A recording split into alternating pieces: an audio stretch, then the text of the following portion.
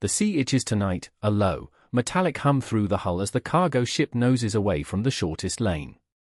On the bridge, Captain Samir rubs his eyes and watches a ghostly horizon where shipping lanes should be calm. "We burn extra fuel, we lose days, we lose money," he says into a satellite phone, voice flat but not defeated.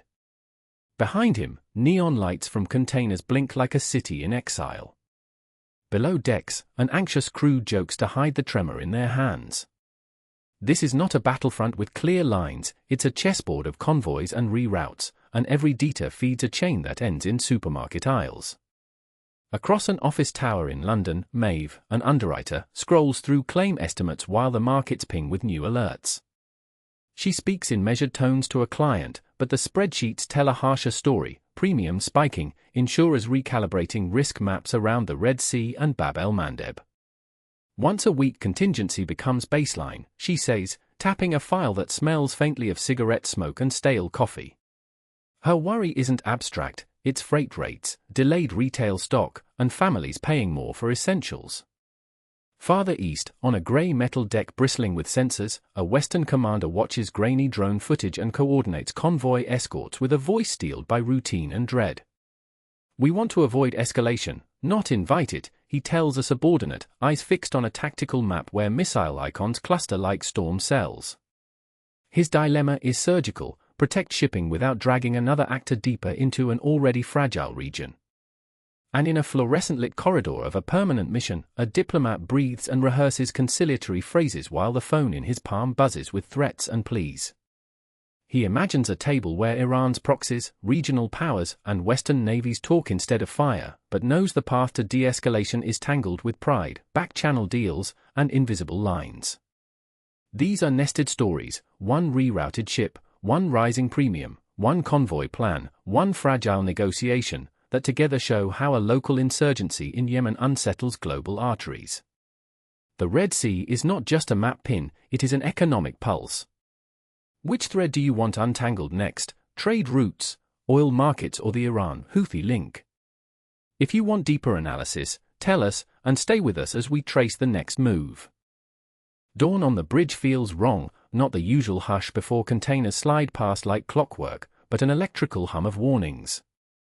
Captain Ahmed rubs his eyes, stares at the reroute order on the tablet and says, half to himself, "Cape of Good Hope it is, then."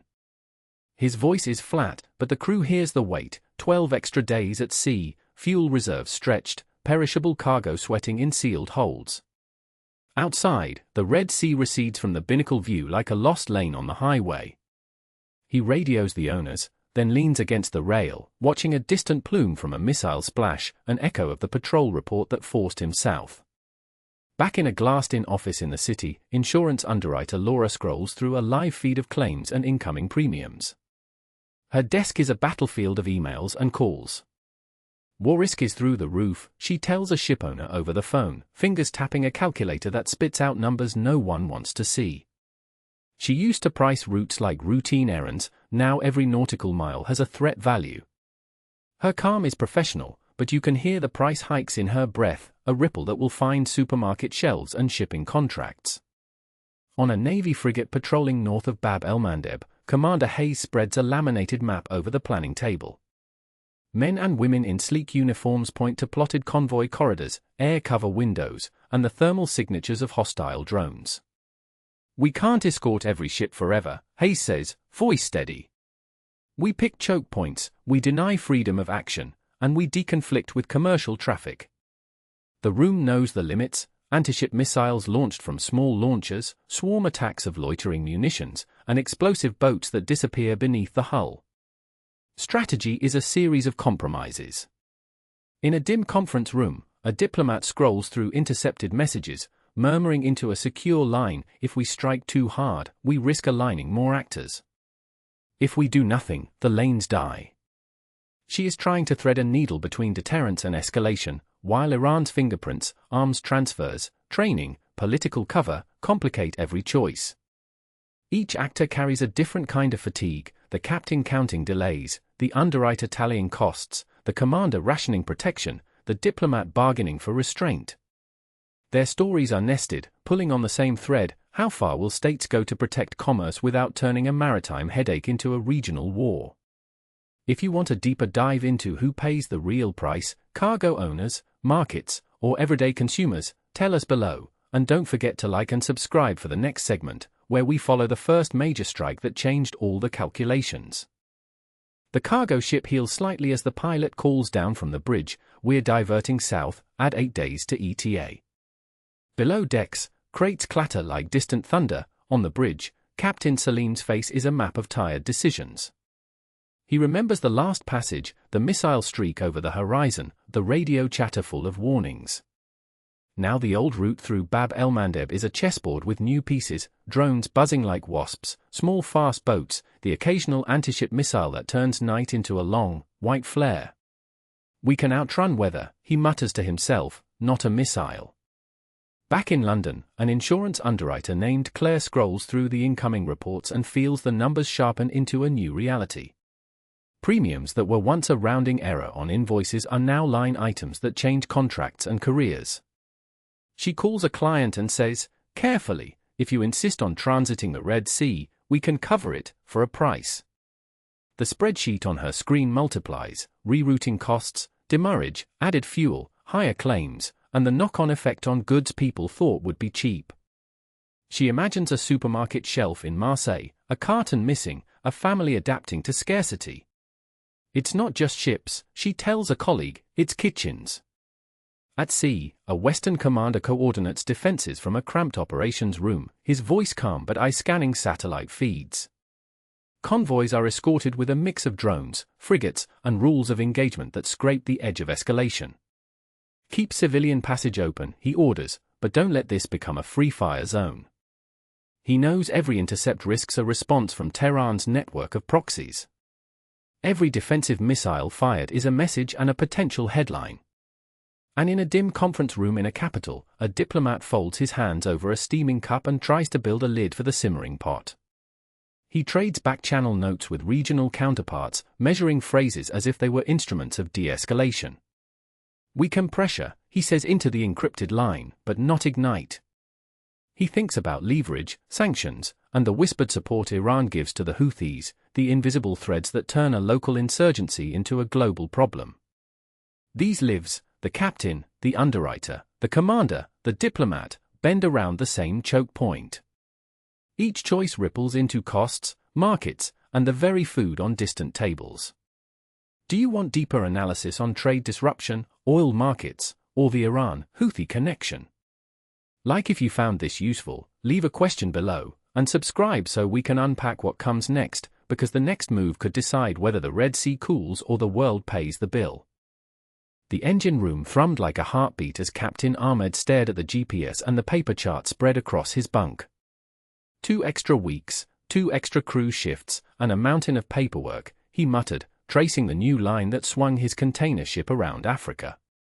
He remembers the first time the Red Sea felt safe enough to cross. Now every sonar ping, every AIS blackout made him flinch. Out on deck the night was oily and black, a cold wind tasting of diesel and delayed goods. When his radio crackled with news of a Houthi missile strike hundreds of miles away, the decision to reroute no longer felt strategic, it felt personal. "We carry the world's shelves," he told us. "But tonight we carry fear." In a glass box office downtown, an underwriter named Maria watched risk curves spike across 3 monitors. Her coffee had gone cold. "Premiums are not a punishment," she said, rubbing her temple. "They're the math of reality."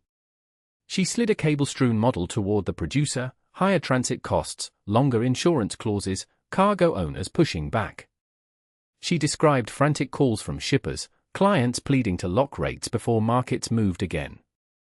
Every number translated into price tags at the supermarket, and she could see the ripple, shipping delays, port congestion, fuel surcharges, a knock-on effect that landed on families' budgets thousands of miles away. Meanwhile, inside a naval operations room, a Western commander paced in front of a wall of live feeds. Warships and patrol aircraft moved like pieces on a chessboard, escorted convoys weaving through flare-lit nights. "We are protecting lawful passage, not picking fights," he said, but his hands betrayed him, tap, tap, on a touchscreen as he redirected a missile defense frigate. The solutions were technical, electronic jamming, decoys, drone escorts, but the stakes were political. One miscalculation and protection could become provocation. And in a cramped diplomatic backroom, a senior envoy leaned forward, voice low. "We are diffusing, not deferring," she told a translator, negotiating quiet channels with regional intermediaries who carried Tehran's interests. Her calm belied the tension. Every strike and every convoy protected tightened the rope between containment and wider conflict. Do you want deeper analysis on the trade disruption, oil market shocks, or the Iran-Houthi link? If so, stick with us. Next we'll follow a single convoy ambush near Bab el-Mandeb and the decision that forced capitals into an uneasy, urgent response. The captain's voice is low, almost conversational, but you can hear the tension in every syllable. "We've turned south," he says into a crackling sat phone, watching the GPS trace a long, hungry arc around the Red Sea. What was supposed to be a routine transit has become a chess move, longer route, heavier fuel burn, new schedules missed. On the bridge the air tastes like diesel and worry. Crew members trade glances that say the same thing: this is bigger than one patrol or one strike. Down in the engine room, the hum is steadier than the headlines, but the numbers are not.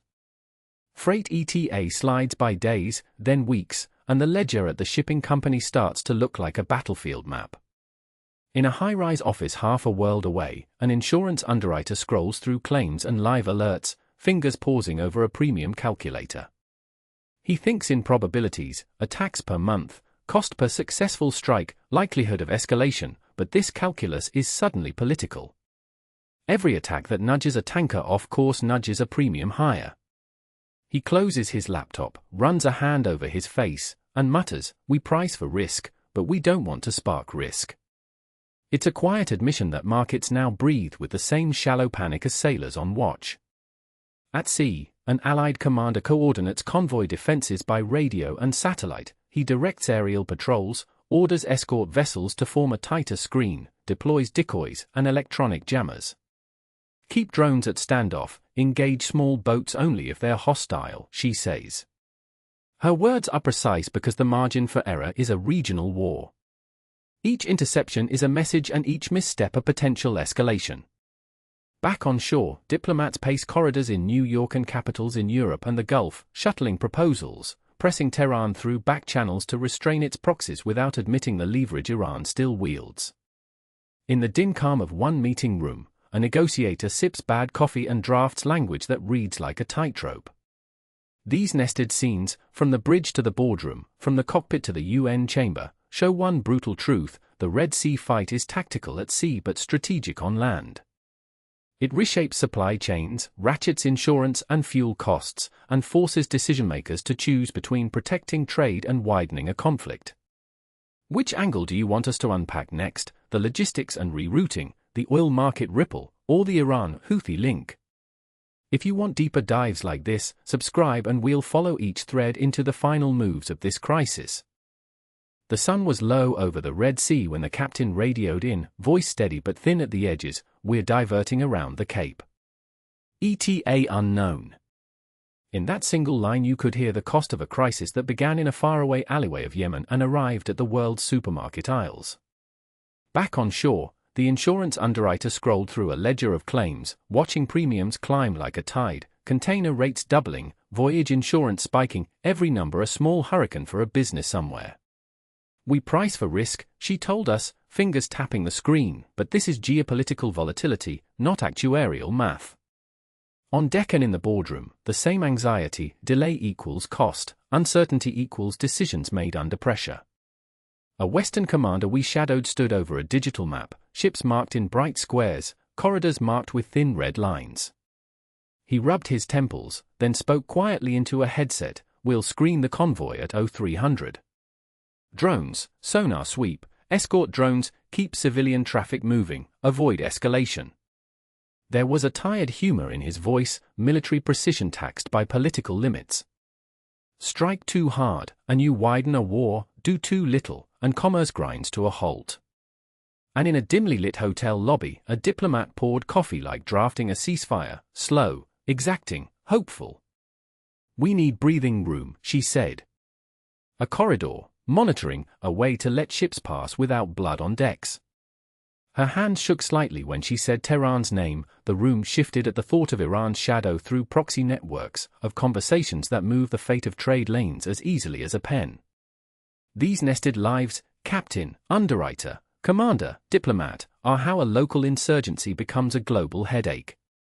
Bab el-Mandeb is more than a choke point on a map, it's a pressure gauge for global supply chains, oil markets, and everyday prices.